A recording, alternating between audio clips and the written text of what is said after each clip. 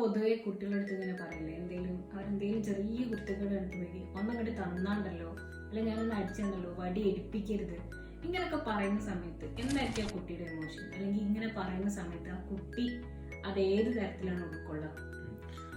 നമ്മള് പറയാറില്ലേ, ചില റേഡിയോ പണ്ട് കാലത്ത് ഉപയോഗിച്ചിട്ടുള്ള റേഡിയോ ഒക്കെ കംപ്ലൈന്റ് ആയാലും നമ്മൾ എന്ത് ചെയ്യും, ഒരു മേട്ട കൊടുക്കും, ഒന്ന് മേടിയാൽ എന്ത് ചെയ്യും, ആ റേഡിയോ ശരിയാവും, കുറച്ച് സമയത്തേക്ക് വർക്ക് ചെയ്യും. അതേപോലെ നോർമലി എല്ലാ മലയാളികളും ചെയ്യുന്നതാണ് കംപ്ലൈന്റ് ആയ റിമോട്ട്, അതായത് ബാറ്ററി തീർന്ന റിമോട്ട് ഒന്ന് മേടിയിട്ട് വീണ്ടും വർക്ക് ചെയ്യിക്കുന്നത്. മീൻസ് 2 മേട്ടം കൊടുത്താൽ 2 തല്ല് തല്ലിയാൽ എന്ത് ചെയ്യും, റിമോട്ട് വീണ്ടും വർക്ക് ചെയ്യും.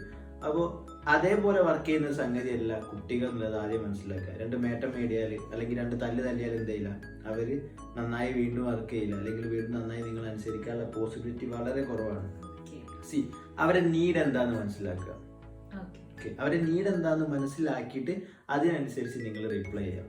ഓക്കെ, സംടൈംസ് അവർക്ക് ആവശ്യം നിങ്ങളെ പ്രസൻസോ അല്ലെങ്കിൽ നിങ്ങളൊരു കെയറിങ്ങോ അല്ലെങ്കിൽ നിങ്ങൾ കുറച്ച് സമയം അവരെ കേട്ടിരിക്കുക, ഇങ്ങനെ ചിലതൊക്കെ ആയിരിക്കും. ആ സമയത്ത് അത് കൊടുക്കുക. അല്ലാതെ മേട്ടം മേടിയതുകൊണ്ട് എന്ത് ചെയ്യില്ല, മക്കള് നന്നാവാനുള്ള ചാൻസ് ഇല്ല എന്നുള്ളതാണ്. അപ്പൊ ഇങ്ങനെ നമ്മൾ പറയുന്ന സമയത്ത് അവർക്ക് എന്തായിരിക്കും ഫീൽ ചെയ്യുക? അതായത് ഇപ്പൊ ഒരു വടിയൊക്കെ എടുക്കട്ടെ, അല്ലെങ്കിൽ ഞാനത് എടുത്താലുണ്ടല്ലോ, അങ്ങനെ പറയുമ്പോൾ അവരുടെ ഉള്ളിൽ ഉണ്ടാവുന്ന ഒരു ഇമോഷൻ എന്തായിരിക്കും? സ്വാഭാവികമായിട്ടും മക്കൾക്ക് പേടിയുണ്ടാവും.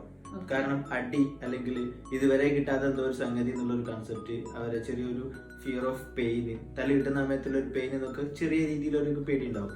പക്ഷെ അത് ടെമ്പററി ആണ്, കുറച്ച് സമയത്തേക്ക് മാത്രമേ എന്ത് ചെയ്യാൻ പറ്റുള്ളൂ, ആ ഒരു വടിയുടെ ധൈര്യത്തിലൊക്കെ അവരെ നിർത്താൻ പറ്റുള്ളൂ.